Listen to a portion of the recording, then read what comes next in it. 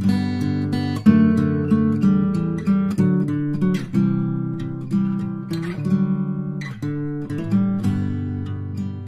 guys, Greg Medford from Medford Knife, MKT USA. We've done everything now except put it together, and this is where the rubber meets the road. Every little thing along the way that we drive ourselves crazy trying to get perfect, it all comes out right now, whether we got it right or not. So let's step out on the floor. Let me talk to you a little bit about the pros and cons of hand making and my requirements for quality and how that comes out in the assembly room. Come on.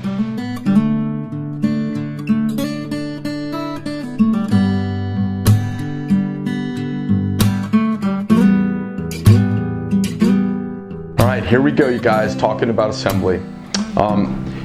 First thing is, it's not just putting stuff together.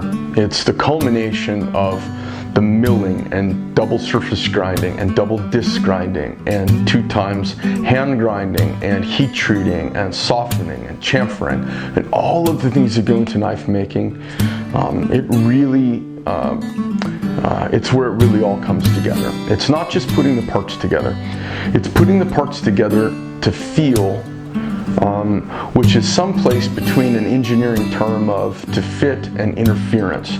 There's a spot in the middle that's a broken in place, and to find that broken in place is really hard. It means we have to make all of our parts with the tiniest kitten hair of interference, and then we put them together with sacrificial hardware, and we get them close to being a knife, and then we put them together with sacrificial hardware, and then we work them until that extra material wears away, and now the surfaces are mated to each other.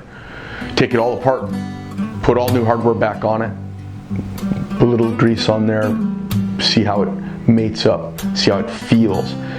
The thing about my knives is that they all have a very consistent, lovely hydraulic feel to the blade engagement with the handles.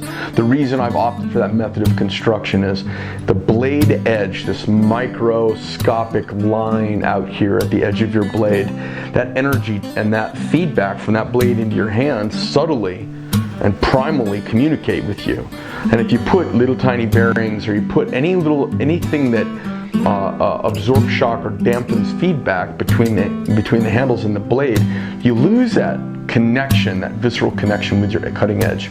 Now, it matters if you're shaving, it matters if you're skinning, it matters if you're doing delicate work. It doesn't matter as much on heavy stuff, but it's nice. And it's a very, very subtle, primal, tactile response that humans have to it. They feel like, it feels different. I like the way it feels. It feels like a fixed blade. All of that happens from that mating up process. And if we just don't nail it in the rest of the company, when it gets to assembly, it's undoable.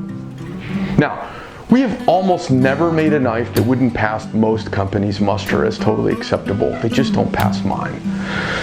I look for a list, and that list has grown and gotten more refined as the years have gone by. It hasn't gotten less. And to meet all of that requires so much hand detail and feel. Like when I've got new guys and they think they know how to make knives, and then we have these little micro communications and all these learning moments where I say, feel this one, this one's right, this bit's too soft, this bit too hard, this one's just right. We play that back and forth to have these learning outcomes so that I get everyone's hands, eyes, ears, all kind of rowing in sync for the quality that we want. It's really hard, you guys, and we don't get it 100% perfectly. Some stuff occasionally does get by. You can put a screw in, if someone asks you a question and you look away, you can put a screw in without Loctite. And you can't go back and check for Loctite and everything, or you end up popping everything loose or putting little marks on screws. So you try and have all these processes in place like a pilot. That's where my aviation backgrounds really come in handy. Like, how do we make sure these never go in without Loctite? And even that sometimes still gets messed up. But for the amount of times we do it, the percentage of times we get it right is astounding, because there are a million ways for it to go wrong and we get it right so much of the time. It's a ton of work. It's humbling. You think you're awesome, you think you're a master, you think you're great, you think anything, go make knives for a day. You will get your humility handed to you on a big silver tray.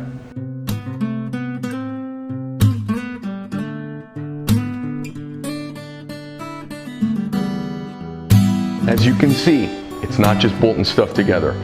It takes months and months of training to get somebody good at that. The feel that's required, the touch that's required, the sensitivity that's required. It's where all that American craftsmanship and demanding drive for perfection and excellence comes out. And with all of that, we still don't get it right all the time, but we get pretty damn close.